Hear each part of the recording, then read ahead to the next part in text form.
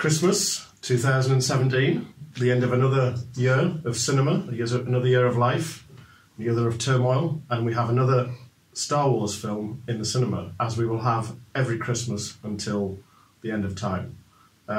This is a roundup of the best films of the year and film stuff. And at the minute, The Last Jedi is inescapable. It's getting 5-star reviews from many respectable critics, both sides of the Atlantic. Mm-hmm. Did it get anywhere near your top 10 of the best new films of the year, if you kept such a list? There's no if about it. I do keep such a list, although for this year, for some reason, I haven't kept a running one. So I'm in the very exciting period of compiling it all as the year draws to a close. To answer your question, Star Wars didn't get anywhere near the top 10. I'm not sure if I expected it to, but it left me a little cold, this one. So I liked, I think, the last one, The Force Awakens, not Rogue One, which was slightly the first unofficial sort of non-franchise. Well, whatever. Spin-off, that's the one. I liked it. It got me excited in ways that a Star Wars film perhaps should. And had you been a big Star Wars fan from back in the day? Let's say yes, for the sake of argument, right? I have gone through periods in which I have been a Star Wars fan, sufficiently to get excited for a new film. But not to the extent of dressing up, or... Not to the extent of dressing up. What have I? No. Because you normally do like to dress up if you can. Yeah, of course. This one, I don't know. I maybe it's me. It's a sign of my development as a person, growing maturity, whatever else. Sorry, I've just had some Coca-Cola, let's say. So if I'm belching my way through this, it's Christmas refreshment, fizzy pop. And yeah, for whatever reason, it didn't I didn't dislike it at all. But I just was sitting there and I just found the whole thing a little bit tedious, to be honest. Too long? Because it's 2.5 hours? It is too long, I think. Oh. No, it is. Even if you love this film, I think there is an argument to be made within your love of it to agree that it maybe is a little too long.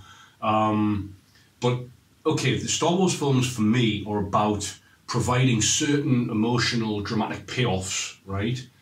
And because this is an extension and a continuation and a belated expansion of the films from the 70s and 80s, and, the actors in that film are now coming to the end of their careers, if not lives, and so their characters are also kind of in parallel to that.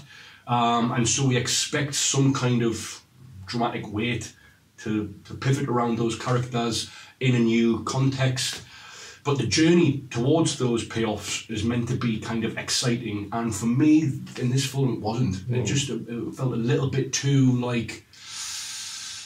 I feel like they're at a point now where the Star Wars films are about very little other than the Star Wars films, and there's this sort of need to make films of this ilk very self-reflexive in their modality. And for me, it just was okay, I'm getting this. And, it's not without its moments, but overall, it left me a little cold. I think, obviously, Lucasfilm was bought by Disney, who've just bought Fox. It's all very corporate, all very business-oriented, as Star Wars always has been. It's always been about a financial project as much as anything else. But now it's explicitly, we're going to have these films until people stop watching them, and I don't see any sign of that. And it's a bit like watching a long-running TV programme. It's you're aware that it's being continued and continued. Yeah. Whereas the first one, it was a trilogy, and you knew it was part 4, 5, and 6. So let's go back and do 1, 2, and 3. Great. Well, you didn't know it was 4, 5, and 6 until 1, 2, and 3. No. When Star Wars first came out, it said Episode 4. Didn't it? Didn't. No. The New Hope. It's 40 years ago. Episode 4 is. Right. So why would he do that? Because it's a homage to these wonderful old serials, and you're meant to come in the middle of them as yours. Well, I'm happy to be corrected on that note, but 10 years before I was born. Right. So, Well, I was 6 when the first one came out, so it's 40 years ago now. But part of the point of Star Wars is it always begins in the middle of the action, because you always have that crawl, it's in media, and then you're always in the middle of the thing. And now it's so we do 1, 2, 3, 4, 5, 6, 7, 8, 9. But there's the young Han Solo, there's the Rogue One, there's all these different things, and it's become a point where, am I going to spend the rest of my life watching these films? Are there reasons for me to keep watching them? And to be honest, the only thing in this one that made me want to watch another one knowing that obviously Carrie Fisher, who has died in real life, can't be in the next one, is probably Benicio del Toro, who I didn't even know was in it. Yeah, I didn't. Who halfway through this character appears and is just, because it's Benicio del Toro, he's 10 times more charismatic than anybody else on the screen, even Oscar Isaac. Well, when I reviewed Sicario a few years back, I said this guy can steal a scene just by sleeping in it. And actually, we're introduced to him as he's lying on his bed in prison, in a prison cell, and we're not sure who it is. And we hear him before we see him, and then it's just like, oh, it's Benicio del Toro. And I think it makes a... I mean, it just so happens that he emerges, his character, in what I think is the most tedious sort of strand of the film.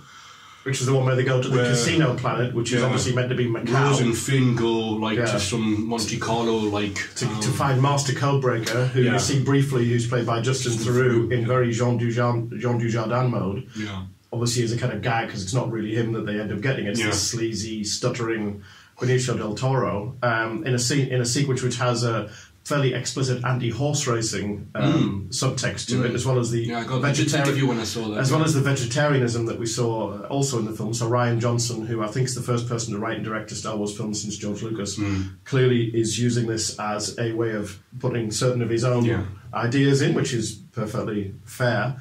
I think the world of horse racing may be slightly worried the fact that millions of kids around the world are now going to think that horse racing is this horrible, cruel thing, and horses should be left. Do kids even know horse racing exists until maybe they will now. But anyway, so they go to this planet, which is sort of a version of Macau or Hong Kong. They go to this casino, and it's this dragged out thing. And the payoff is you get Benicio del Toro. And as it turns out, the whole thing is without giving too much away. It's like they make a big meal of this. But then somebody said on the second time you watch it, you realise you're getting to know Rose, who's one of the new characters, played by Kelly Tran. I think her name is Kelly Marie Tran.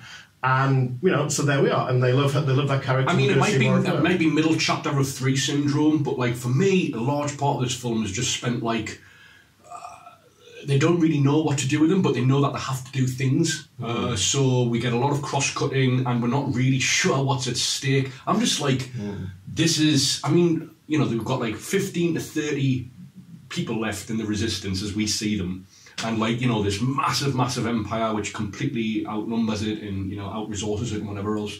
And I'm just what's the point in all this? Why am I continuing to watch it? I don't find any of the characters particularly appealing. They don't really have any hooks. But having known Han, Leia, obviously Han Solo's dead now, having known Princess Leia and Luke and Chewbacca for, in my case, 40 years, in your case, 25 years, 20 years, whatever it is, there is a certain grandeur when Carrie Fisher is on screen playing Leia. I think she plays it very well. And also there's a natural appeal, I think, of putting these, let's say, canonical, iconic characters within a new version of a world that has identifiable iconography, right? And so it's a bit like you mentioned soap operas and long-running TV series, but it's a bit like fan fiction almost. You're putting well-established characters in new settings and schema and variations and all whatever else.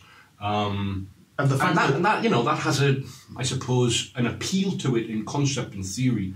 And the fact that Rian Johnson has managed to offend half of Star Wars fandom. But that's another thing, with his incredibly blasphemous and radical rewriting of the whole thing. All that radically different, to be honest. I think a lot of this discourse is overwhelmingly burdened by it's informed by the burden of knowing too much. So if Rian Johnson was not known for being this auteur figure, would the criticism around this film be shaped in such a way? I don't think it would be. Well, I think what people don't like is the idea that, in the whole history of Star Wars, you've either got the Force, you're either part of this, let's call it royal family, because that's what they are. I mean, they're effectively royals or some kind of mystical deities.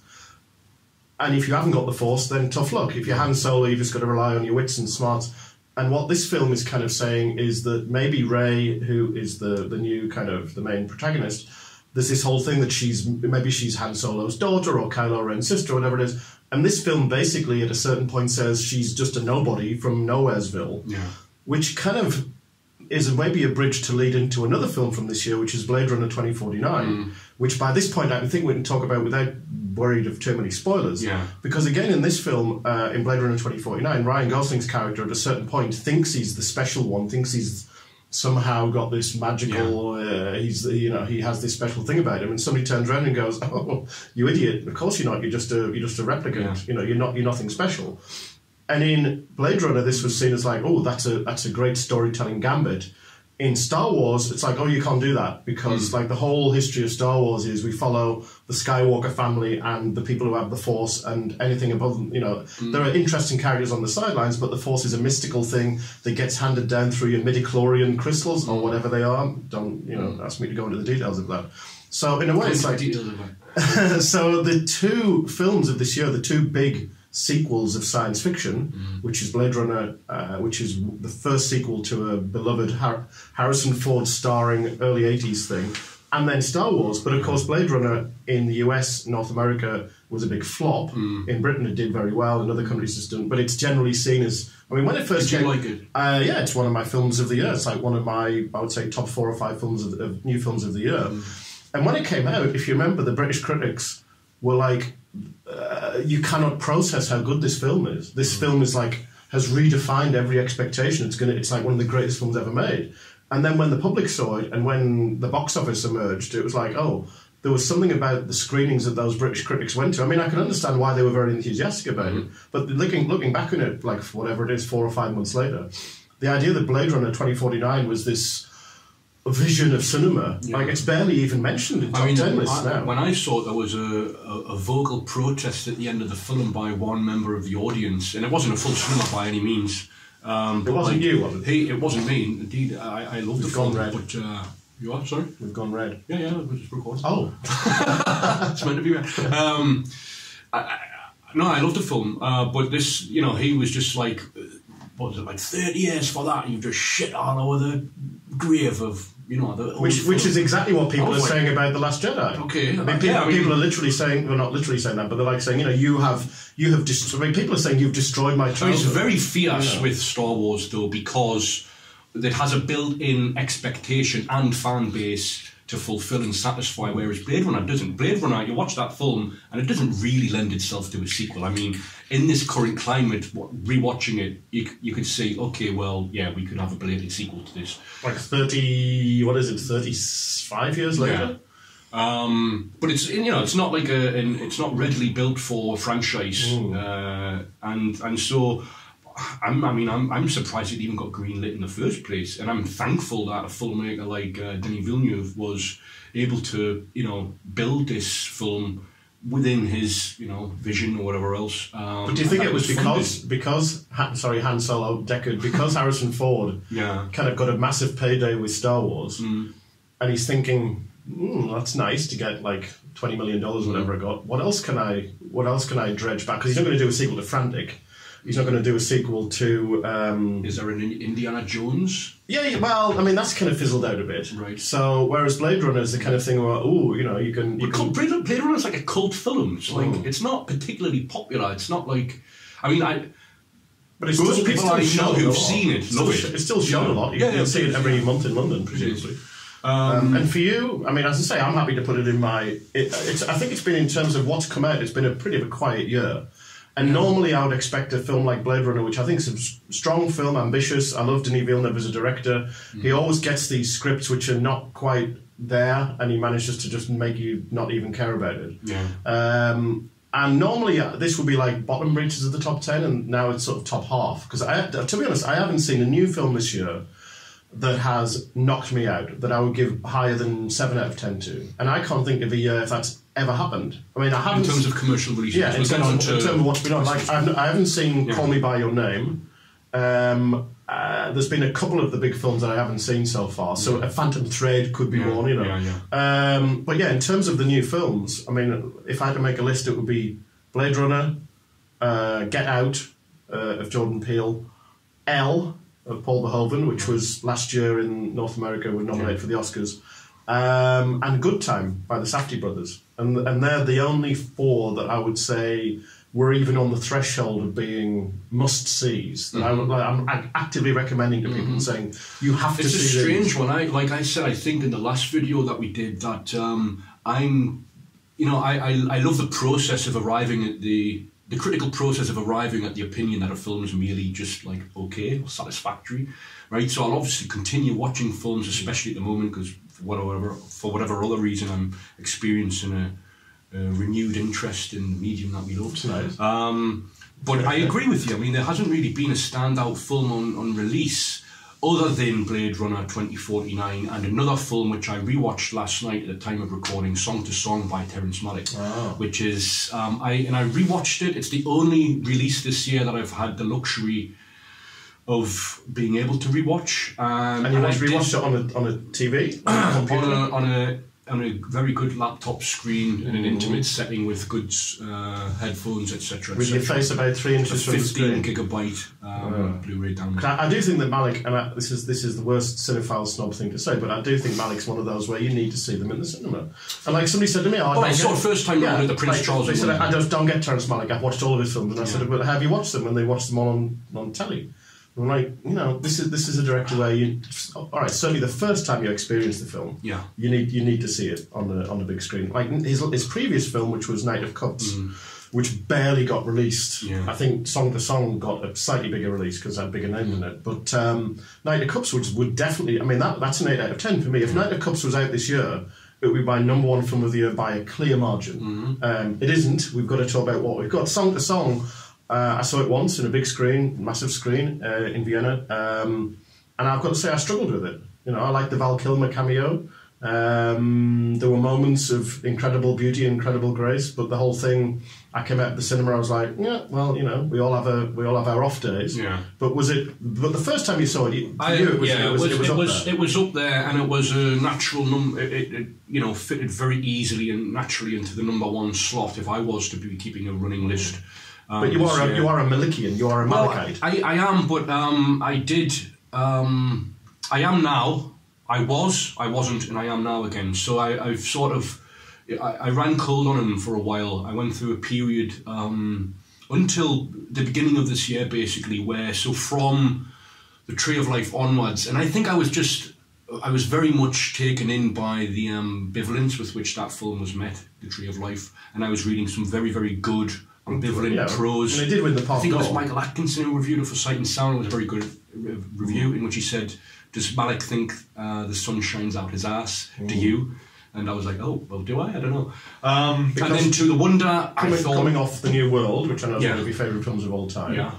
And you've got then, after The New World, the next one is Tree of Life. Yeah. Well, am I missing one? Yeah, there's 6 years ago. Tree of Life. And then To the Wonder, and then all of a sudden you've got like all of these different Voyage projects. of Time, and then Night of Cups. Yeah. Which you did see or you didn't see? I saw the press screening of it and I reviewed it within. It's one of the reviews that I always refer to when people ask me, can you write criticism fast? Can one write criticism of a fast? Of a complex film. Can I just stop it? I remember reviewing that film and being aggressively ambivalent about it. Inside of an hour, I'd written and published my review or had it ready to be published for Movie Mezzanine. And I still read that review back and I think, in terms of encapsulating my thoughts in relationship to that film, I'm not ashamed by the ambivalence with which I did meet it. But again, and I rewatched it at the beginning of this year, though. I rewatched The Thin Red Line, yes.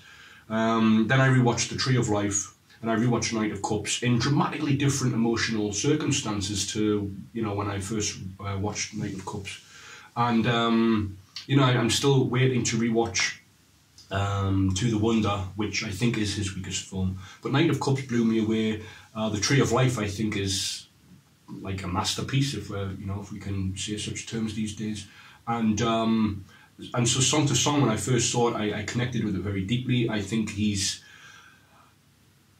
the most interesting American filmmaker currently working, and he's operating on a completely different level to everyone else. There's an obvious experimentation there to his methodology, to his sensibilities, and to his aesthetic approach. And I must say, when I watched it last night, I was like, and I must say, I only rewatched it just to confirm that, you know, because like you, nothing has really kind of stood out to me this year other than the two that we just mentioned. And I rewatched it just to sort of confirm that, and I must say, yeah, I mean, I think it's an amazing film. I think one of my problems with it was, well, the casting is an issue, I think, for me. Rooney Mara and Michael Fassbender. You know? Intense. Rooney Mara looking constantly down here, mooning around. Fassbender appearing to have a high old time, getting drunk and jumping on people's backs. A bit of that goes a long way, I've got to say. And when it's like the 8th scene of Michael Fassbender high as a kite, jumping around on somebody's back, I start to have a certain distance from the film, even though it's beautifully shot and the wonderful, you know, the dusk and the magic, all that kind of thing. And then let's have Rooney Mara moping for a bit longer. And for some reason in Knight of Cups, because maybe there's this very strict structure to it, you have the tarot and everything, it's this one person and it's Los Angeles and da-da-da-da. And this is Austin, Texas, which looks like a completely uninteresting place. And in Knight of Cups, you've got Los Angeles, and you're going around one of the most visually stimulating cities in the world. In this one, you've got the music business in Austin with Michael Fassbender and Rooney Mara.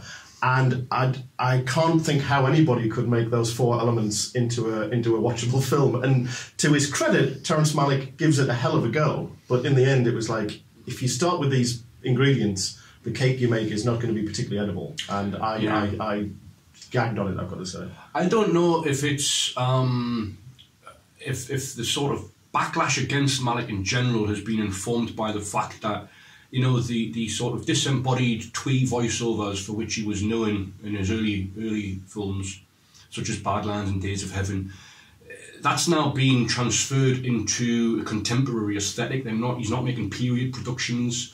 They're films set in and around the world in which we live, right? And so I don't know if people are kind of embarrassed by that sort of twee sincerity, but I think the key word is sincerity. You know, I get it and I connect with it.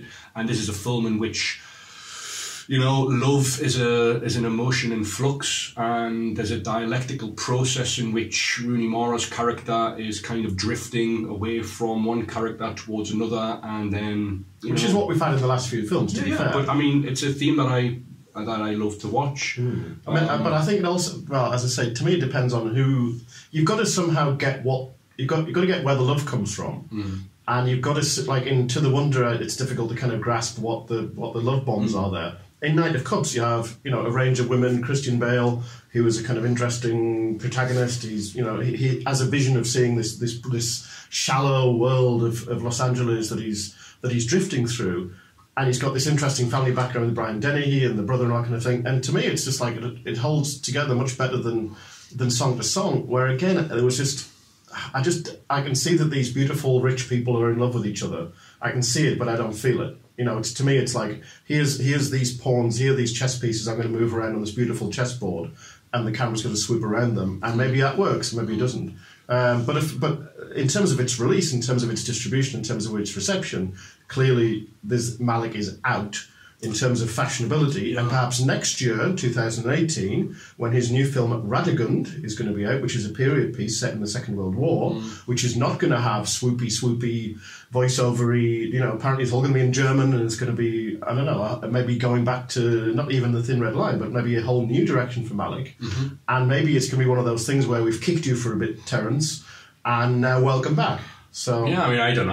I don't know. Like, So Song to Song is your number one. It's my number one film. My second also has Ryan Gosling. We didn't really mention Gosling in terms of Song to Song. It's all about Fassbender and Rooney Mara for you. But Gosling's a fine actor. I think he has a screen within his limits, which I like to watch within his very tightly controlled limits. But he's also, I mean, he's a much, I can't even say bigger role, but obviously it's a very, very different kind of film. But Blade Runner 2049, which he shares one of the best scenes of the entire year when he meets Harrison Ford finally. I thought you were going to say when he meets Dave Bautista and the two of them go at it. I mean, it's a great opening scene, that. Yeah. But I'm talking about the scene in which he arrives at this palatial mansion that's been abandoned, in which Harrison Ford's living with his dog. In Las Vegas. And they have this sort of fist fight in like an old concert hall with like a digital avatar of Elvis playing on stage,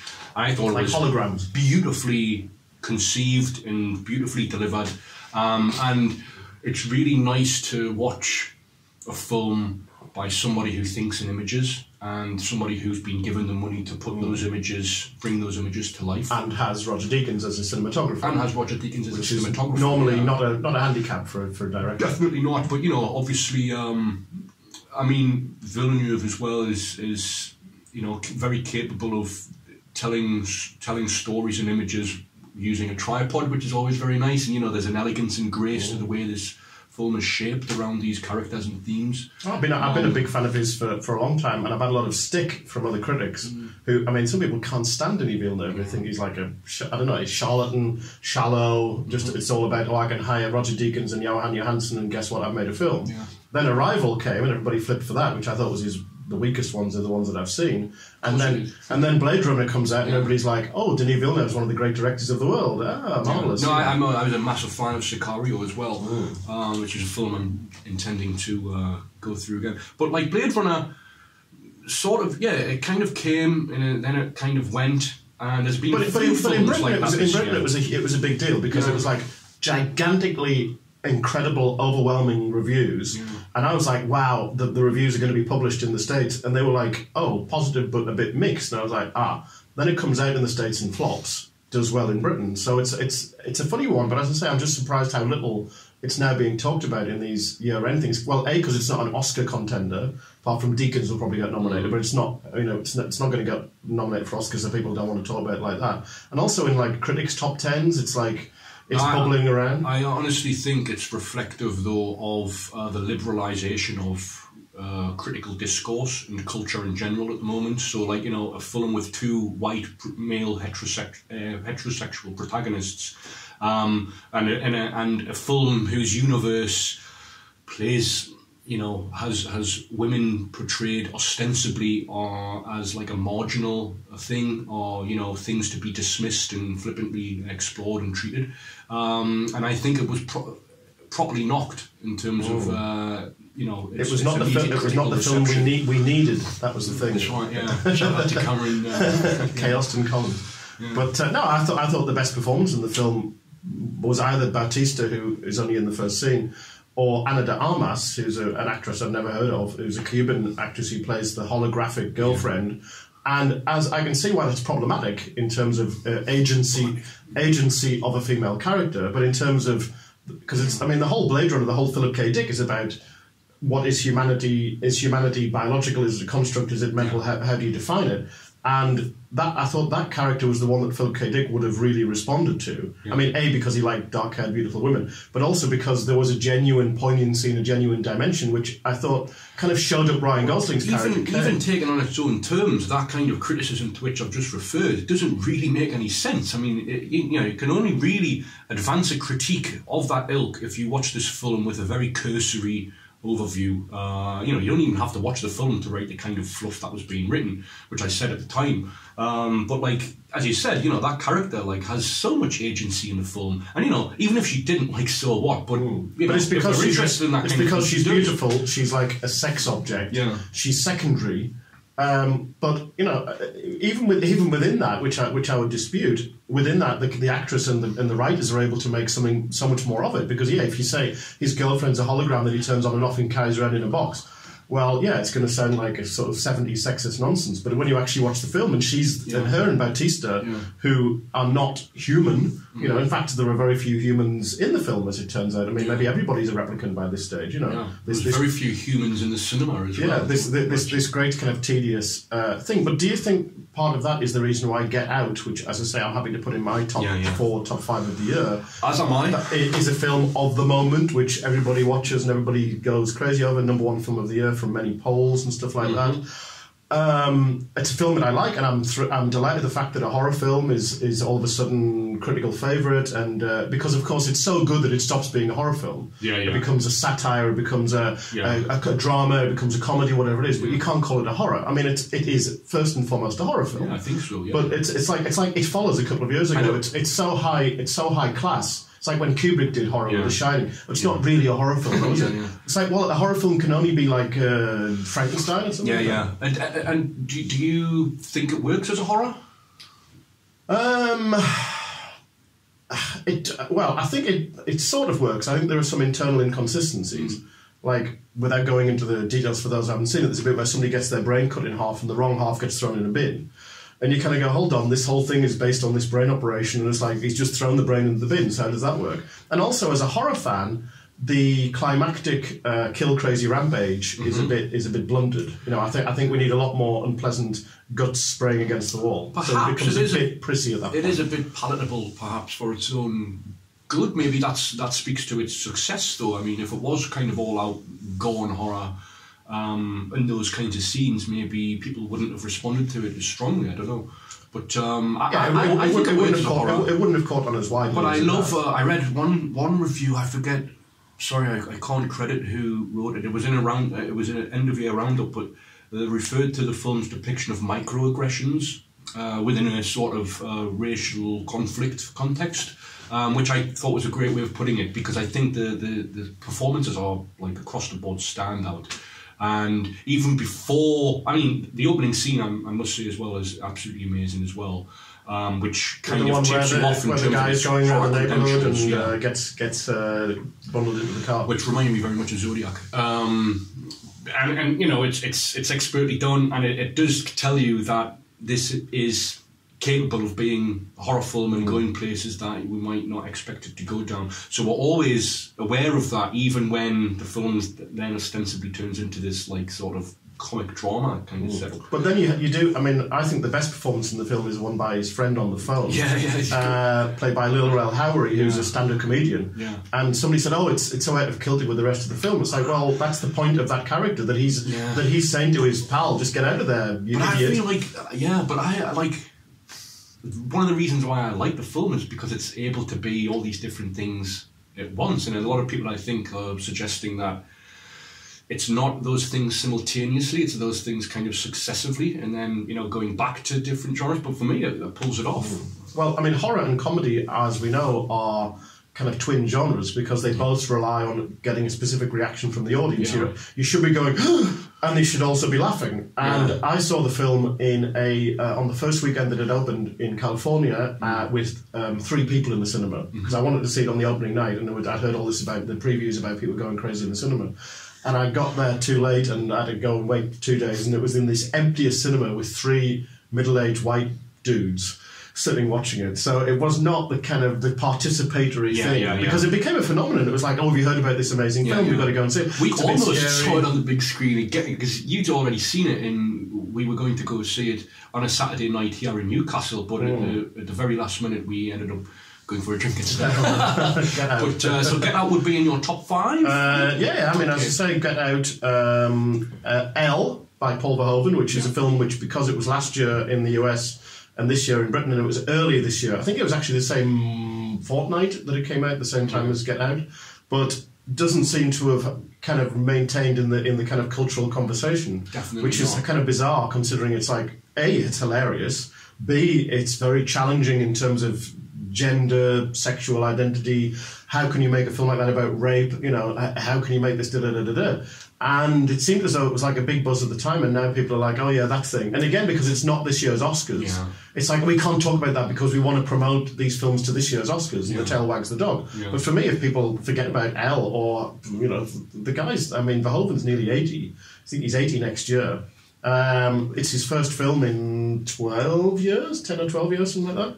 And he's got his new one coming out, the Nunsploitation, whatever it is. So, you know, I think to take Paul Verhoeven for granted, considering he's a bit like Terrence Malick, sometimes there are decades that pass between, or more than a decade between each one. But I think Elle has definitely got to be in the top. The problem that I had with that film, I didn't really feel like it gave me any sort of space as a viewer to figure it out. It's a very busy film in terms of what it's sort of exploring, and, you know, the thematic threads that are running through it. But it just felt a little bit like he wasn't allowing me enough space to arrive at things of my own accord. Which seems kind of a perverse thing to say, because it seems to be praised for doing that. But could it possibly be that, like, of all the films that we've mentioned so far, it's the first one that's been based on a novel? and obviously it's dealing with a pre-existing thing, and and it's the same novelist who wrote. What was the other film that he did that was turned into a very successful film? I'm forgetting it now. Anyway, so yeah, maybe there is that sort of aspect of where the story comes from, and it's not written directly for the screen. So it's like the old Hitchcock things where he feels he's got to follow these story beats. Yeah. But I think within that, I mean, I thought it was very, very funny film. Very, very. I didn't find it that funny. You weren't. I mean, I did see it with a big audience, well up for it, middle class, again in California, audience in Berkeley. And they were laughing at all of the, hilariously sophisticated. See, I prefer to see films in a kind of the emptiest cinema that I can, because all that performative response and participatory thing, which is quite fortunate for you, because most of the films that you like, nobody else is going to watch them. Which brings us to Good Time, by the Benny and Josh Safdie, which is a film which again got hardly any release, which is, I think, kind of bizarre, considering it's like starring Robert Pattinson, and it was like a big film from Cannes and the Safdie brothers. But I think you're overestimating Pattinson's appeal these days in terms of like a commercially profitable actor, because I think he's established by now as a serious performer. His Twilight days are way behind him now, starting with Cosmopolis, and then going into was he in a Rover? Which I didn't see. The Rover, yeah. So he started with the twilight of his career. Maybe, but also this year he's in The Lost City of Z. Yeah, which I also saw. Did you see that one? With Charlie Hunnam, which, of course, because it's James Gray, is by definition a great masterpiece that has been handed down from the heavens. See, that's a film that is very much burdened by faithfulness to its source material, I think. Have you read the book? I haven't. Oh. But what I mean by that is it feels like an adaptation in the worst sense of feeling like an adaptation can be. Has wonderfully beautiful moments. It's very atmospheric. It's very atmospheric. Especially the very last shot. It's very funny in places, unexpectedly. The performance of Angus McFadden as Murray, the world's worst explorer. who was hungry. Who was just completely sabotages the whole trip. The worst person you want to do anything with, basically, because then he comes back and sues them all and stuff like this. It's true. And Robert Pattinson in that one plays Charlie Hunnam's grizzled sidekick. Yeah, his age. And he's a very strange on-screen presence, Pattinson. And let's talk about more to Good Time, because Lost City of Z, time's limited. And, but Lost City of Z is one. Just finish it. I mean, it is one that a lot of people are now saying, who could forget the Lost City of Z? Oh wow, it's got to be in everybody's list. You must see this film. And it's like, as I say, what does James Gray have to do for people to? I mean, I love James Gray. I think when he's on, he's fantastic and he's great. The last couple of films, I don't think he's... And the next one he's in space with Brad Pitt, I think it is. Right. But anyway, Good Time, Safdie and... yes, I said so. Pattinson's a very weird, strange on-screen presence. And he's... Maybe that I'm saying that because, like, physically he's not like Russell Crowe type. He's not like he doesn't chew scenery up, and yet he's very, very, very very He's kind of very angular and gangular and angling and gangling. And in Good Time he plays it kind of bleeds into the into the character. His acting style, because this is an amoral character, not the kind of character, I think, that is usually connected with best film of the year material. And for me, it seems a weirdly minor film to be coming up in a discussion about best films of the year. But I totally agree with you, it's up there. And I don't know if that's reflective of a general culture now, in which the micro narrative has come to the fore, and we've got all these weird idiosyncratic films as part of this discussion. Well, I think it's not a film that grandstands in terms of this is going to thematise certain threads that are critically well received in films, right? It's just like a... Well, it's a well-made film. Yeah, it's a miniature. I mean, it's billed as this high-octane, non-stop action running through the streets of New York, which it sort of is every now and again. But a lot of it is not. I mean, there's this huge section in the middle where nothing happens. You're just sitting in somebody's house watching telly and dyeing his hair. Yeah. And you're thinking, is this non-stop propulsive 70s type I don't know what would be the 70s equivalent, like across 110th Street or something, or the French Connection, or this kind of like incredibly it's incredible. This film is bouncy. Yeah, it's like if you watch this film, it's like going on an adrenaline rush. My God! And then you watch the film, and I was like, oh, it's actually something. There's more interesting things going on here. Yeah. Some of which are the performances. I think Robert Pattinson is very good. I think he's probably the third or fourth best in the film. I think the performance by Benny Safdie as his brother is one of the best performances of the year. Talia Webster as the young girl that he stumbles into her life, a completely naturalistic teenager. Poignant? No. Not even eventually poignant. Not really. I mean, obviously the Benny Safdie is playing a character with who is mentally challenged, and I mean, it's a touching character because he's, the sheer pathos of that thing. But I don't find it moving or particularly sentimental. It was just kind of like this. It's not sentimental, but I think it has a weird coda, right? I'm talking about. So after all this like weird high octane thing through New York, and then he's kind of left at the end to his own not to his own devices. He's within. A care group, and we're watching him sort of slowly, gradually, kind of accept this new community that he's part of. I think I was just so impressed by the utterly convincing performance by the guy that I didn't really have room to be moved by it because I was just sort of I found it moving. I found it touching because everybody had talked about Pattinson and everybody gone on about all kind of thing, and I was like, well, this is like to me and. This is a great performance because it's the director of the film, one of the co-directors.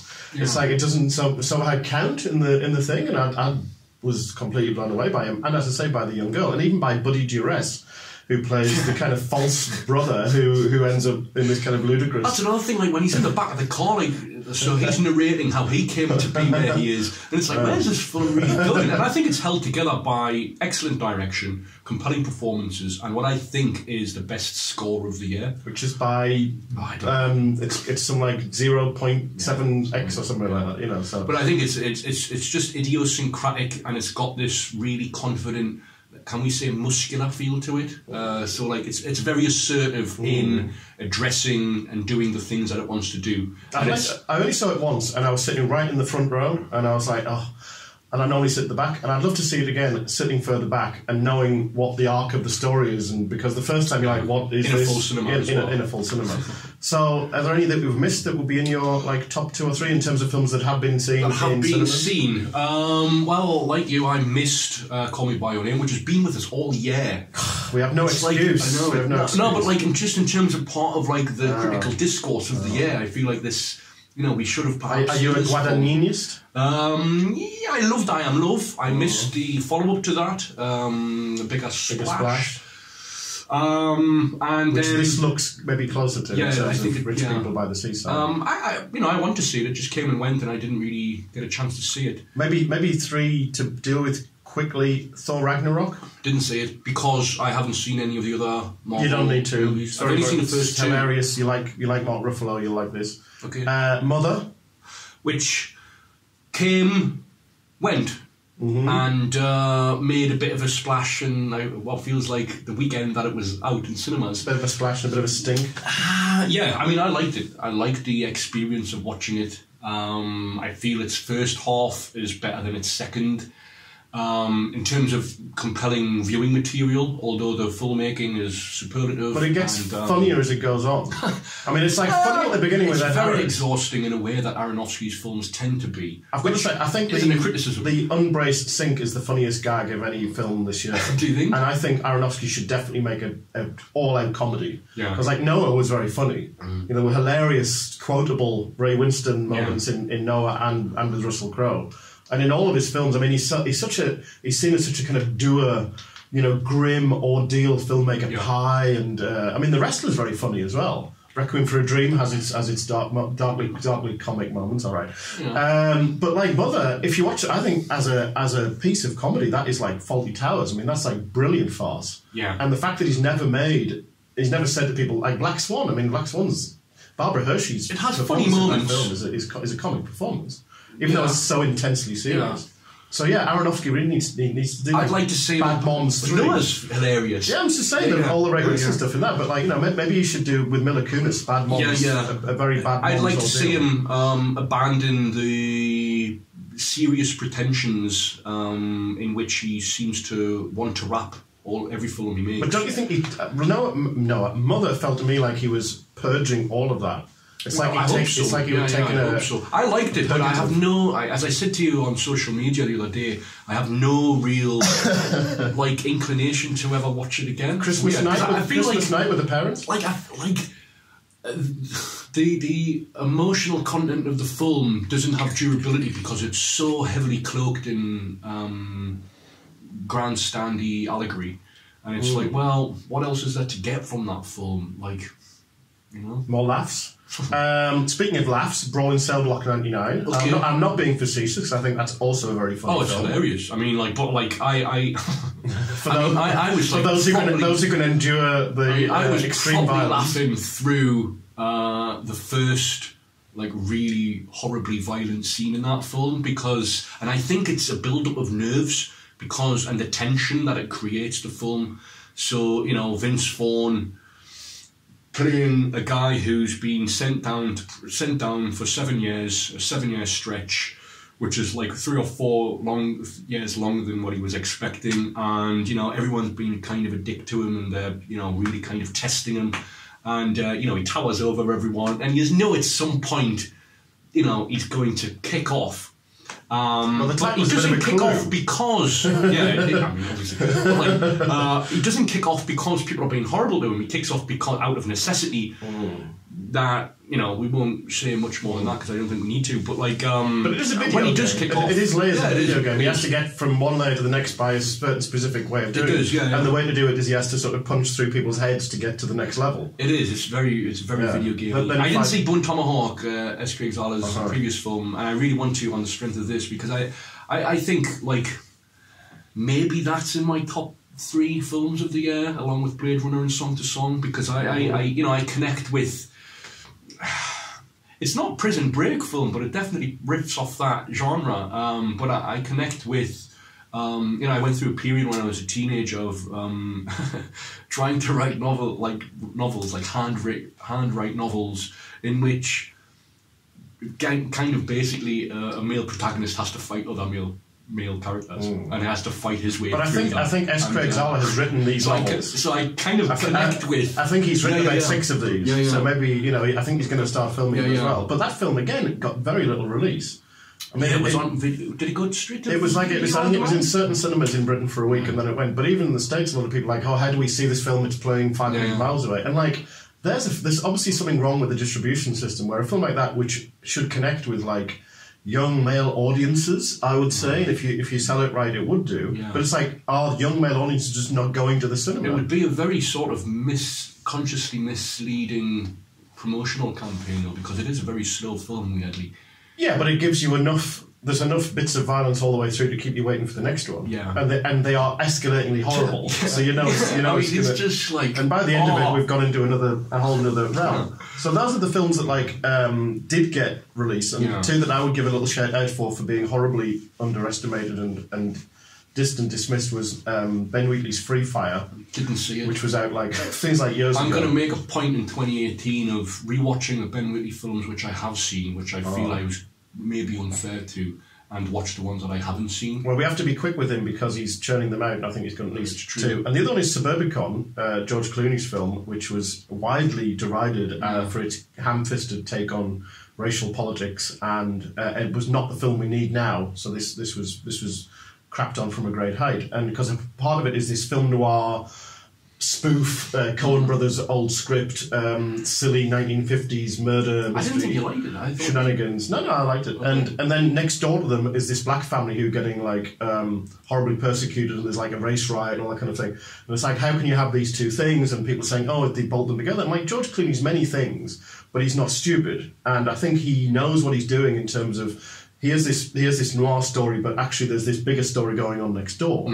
And to me, it's his commentary on the films of that period that you would have, like, all sorts of intrigues going on, and Douglas Sirk and murder, and, you know, but there's this gigantic story which is happening literally next door to all these people, which you don't see. Yeah. So to me, the fact that you do have these two things that don't mesh together is what makes it an interesting film, and it's the awkwardness. But again, it's a bit like Malick. It's George Clooney is not a fashionable director, but I think that film was. If we need a film now, that's a film we need now. So if people are wondering for a hidden film to watch, Suburbicon, I think, is one that would surprise them. It got a big release. Well, I didn't think it was. It got a big release because it's, Matt Damon, Julianne Moore, so... any other of the films that did come out before we move on to maybe one or two that didn't get to see the light of day? No, let's move on.